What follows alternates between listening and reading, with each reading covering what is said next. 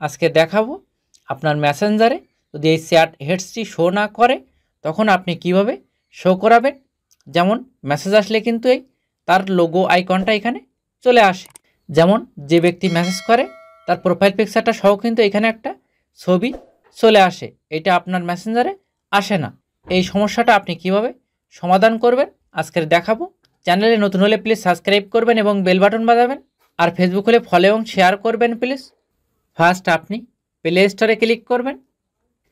এইখানে আপনার মেসেঞ্জারটি আপডেট চাইলে আপনি আপডেটটা দিয়ে নেবেন। মেসেঞ্জারে আসার পর এখানে আপনি থ্রি ডট মেনুতে ক্লিক করবেন। তারপর এখানে আপনি সেটিং অপশানে ক্লিক করবেন। তারপর আপনি একটু নিচের দিকে আসবেন। এইখানে একটা অপশান পেয়ে যাবেন চ্যাট হেডস, এটা আপনি অন করে দেবেন। তারপরে গো টু সেটিংয়ে ক্লিক করবেন। এখান থেকে আপনি মেসেঞ্জারটা খুঁজে বের করবেন, এই অপশানটা এখান থেকে আপনি অন করে দেবেন। তারপর ব্যাগে আসি, তারপর আপনি ফোন সেটিংয়ে ক্লিক করবেন, একটু নিচের দিকে আসবেন। এখানে আপনি অ্যাপস ম্যানেজার অপশানটি খুঁজে বের করবেন।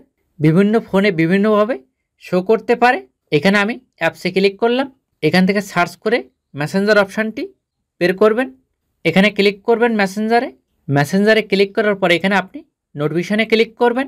এই অপশানটা অফ থাকলে এটা আপনি অন করে দেবেন।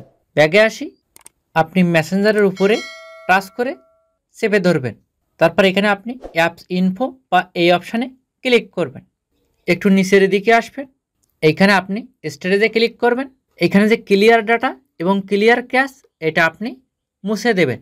মুছে দেওয়ার পরে ব্যাগে আসবেন। এই সেটিংগুলো অন করলে আপনার ফোন ডিসপ্লেতে বা মেসেঞ্জারে এই চ্যাট হেড এই প্রোফাইল মতো ছবিটা আপনি পেয়ে যাবেন।